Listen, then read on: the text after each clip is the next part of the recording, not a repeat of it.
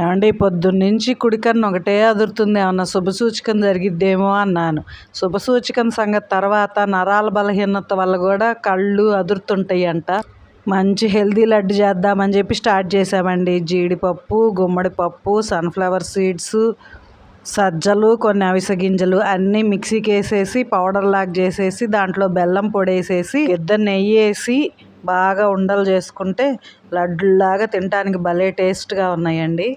ఆగండి చేయటం చెప్పానని చెప్పి లడ్డులను చూడకుండా వెళ్ళిపోతే ఎట్లాగండి. ఇప్పుడు ఇగో వచ్చేస్తున్నాయి లడ్లు చూడండి.